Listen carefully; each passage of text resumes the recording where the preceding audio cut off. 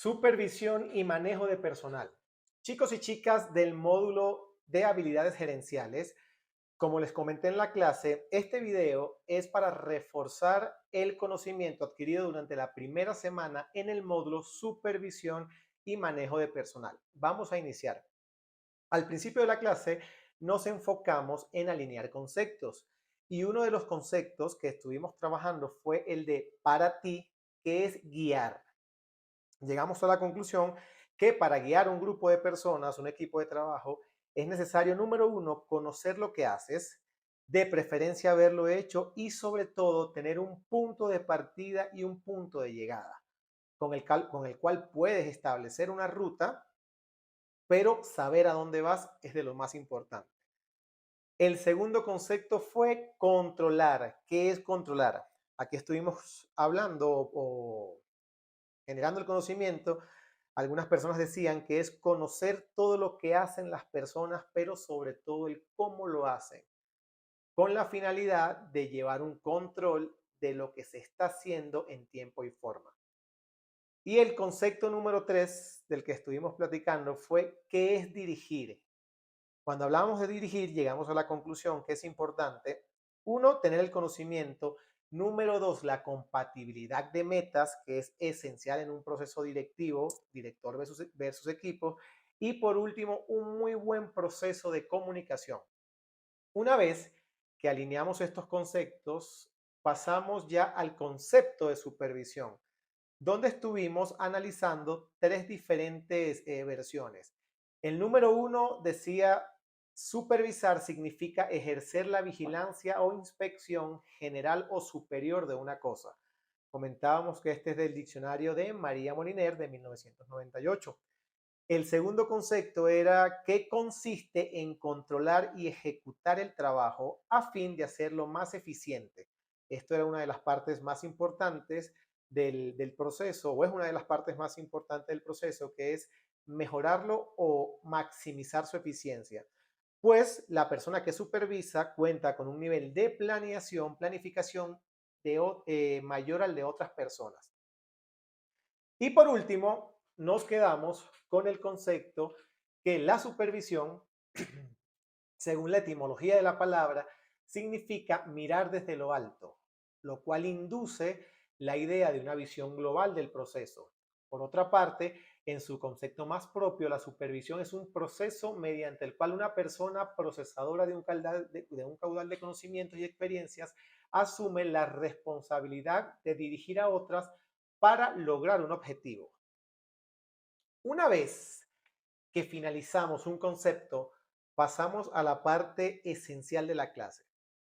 Yo les comentaba que para generar un proceso de supervisión, el proceso inicia en ti. ¿Y qué me refería o a qué me refiero con que el proceso inicia en ti? Mediante el proceso de interacción con una persona, no solamente nos relacionamos con esa persona en ese momento, también nos relacionamos con lo que está haciendo esa persona, con lo que ha sido y probablemente con lo que va a hacer y hacer. Por eso es súper importante iniciar a cuestionar nuestras creencias. ¿Qué creo de las personas con las que trabajo? ¿Qué creo de su trabajo? ¿Qué creo de mí? ¿Y qué creo de un gerente? ¿Qué debería ser un gerente? Platicábamos también que el ser humano actúa más y mejor por creencias y sensaciones que por saberes. ¿Qué significa esto?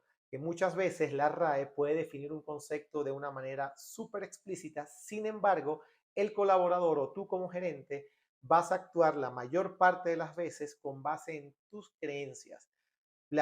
Platicábamos también acerca de la importancia en un proceso de supervisión de los sesgos cognitivos. Cuando digo, él o ella no realizó la actividad porque quiere que la voten o porque quiere un aumento y le doy un sentido que muchas veces no es el que está generando el trabajador o la persona que está generando el proceso. También estuvimos hablando acerca de los patrones de comportamiento, de cómo puedo llevar un comportamiento no deseado y convertirlo en un comportamiento deseado. Y por último, en esta diapositiva, hablamos acerca de los juicios que hacemos constantemente. Los juicios fundados versus los juicios infundados. Bien, esta diapositiva ya la debes tener. Si no la tienes, si no eres del grupo de habilidades gerenciales y te gustaría recibirla, puedes escribirme y con el mayor gusto te la hago llegar. Una vez que cuestionamos creencias, que redefinimos conceptos y que hicimos un poquito consciente la mecánica del pensamiento con la que estamos llevando a cabo los procesos de supervisión, pasamos a la pirámide de la supervisión. En esta diapositiva yo les comentaba que desde mi percepción el proceso de supervisión de personal tiene 4 elementos fundamentales. Número 1, tener una visión racional. ¿A qué me refiero con una visión racional? Es poder argumentar lo que voy a decir.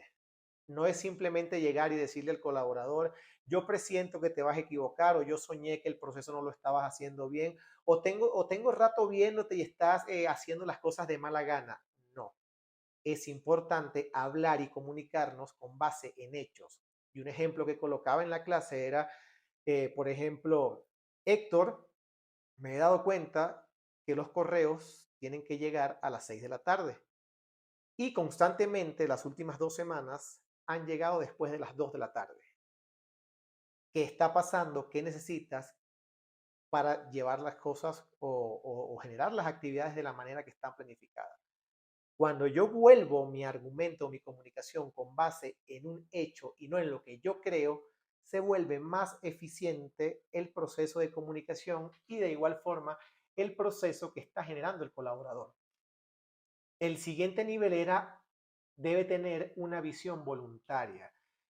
Y con visión voluntaria me refiero a actuar más por causas que por consecuencias. O sea, yo voy a hacer el proceso porque yo quiero ir con esa proactividad sin importar, o mejor dicho, gestionando muchas veces tu estado de ánimo o cualquier otro evento externo que pueda estar alterando tus ganas de ir a realizar el proceso. El tercer nivel era ir con una visión profunda. Y cuando hablaba de visión profunda, me refería a utilizar tus sentidos. No es simplemente lo que dice el papel, sino utiliza tus sentidos y hablábamos acerca del tema BACOG, que era utilizar la parte visual, auditiva, kinestésica, olfativa, incluso gustativa, dependiendo del rubro donde te encuentres. Yo les comentaba la experiencia personal de una vez que fui a hacer una supervisión y me enfocaba, tenía 19 años, me enfocaba solamente en lo que decía el papel y cuando llegó el ingeniero que me supervisaba en ese momento, me enseñó de una forma muy acertada, me dijo, ¿te das cuenta que se percibe un olor a materia orgánica en descomposición? Y yo le comentaba, sí, ¿por qué? Puede ser gas metano. ¿A dónde quiero llegar con este ejemplo? Que muchas veces tenemos que deshacernos de los checklists y empezar a ver un poquito más allá de lo que está ocurriendo. Y por último, una visión elevada, que es donde se termina el proceso de supervisión, que es prepararse día a día en los procesos, prepararme en la interacción con el personal, prepararme y desarrollar el mejor trato que puedo hacia mis compañeros para alcanzar la mejor versión de mí como supervisor o supervisora en un proceso tan importante para una empresa. Una vez que terminamos la parte de la supervisión o de la pirámide de la supervisión, estuvimos o yo les compartía un concepto personal que a mí me ha servido de mucho y es el siguiente. Yo superviso para crecer, empoderar y lograr, no para tener la razón. Desde mi experiencia, una falla enorme que sucede en los procesos de supervisión por parte del líder o del gerente es querer tener la razón. Cuando eso sucede, lo que pasa es que casi siempre yo le doy la razón o una persona le da la razón a aquella otra persona que está de acuerdo con su forma de pensar. Y esto puede ser muy dañino y peligroso, chicos. La mejor forma de tener la razón en un proceso de supervisión o en la vida es cuando me baso en leyes, normas o procedimientos preestablecidos. Aquí nace un parte de agua en este proceso o en tu actitud, porque el fin último para de supervisar como un gerente debe ser crecer, empoderar y lograr el objetivo. Recuérdalo siempre, no es tener la razón. Si la tienes, qué bueno, pero que eso no te genere ser el cuello de botella del proceso que estás realizando. Y para finalizar la clase o la primera semana, estuvimos haciendo un análisis acerca de lo que es manejar y de lo que es gestionar a una persona, donde le compartía que muchas veces cuando intento manejar a una persona, lo que fomento en ella es la obediencia y muchas veces una obediencia ciega, donde le digo, o sea, A, B, C y no le explico el fin último de las actividades. Y esto también puede ser contraproducente. Decíamos que no es mejor o peor, simplemente que cada estrategia tiene su contexto. Yo les proponía, para el nivel en el que se está realizando el curso, empezar un proceso de migración de manejo a gestión, donde yo pueda reaprender o reenseñar a la otra persona a pensar, como hablábamos en la diapositiva anterior, a que actúen más por causa que por consecuencia, que generen sus actividades porque quieren y no porque les van a llamar la atención. Para mí, la diapositiva anterior y esta es el núcleo de esta semana. Recuerda, fomentar la obediencia versus enseñar a pensar. ¿Cómo puedo llenar de libertad intelectual a mi equipo para que mi proceso de supervisión constantemente sea lo más llevadero y escalable posible?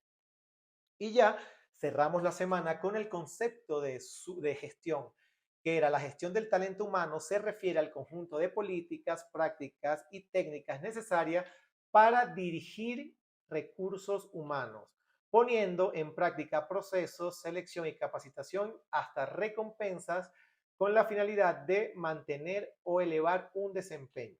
Bien, para esta semana vamos a estar trabajando acerca de cuáles son esas habilidades, además de las que ya vimos, que necesitas para desarrollar un proceso de supervisión.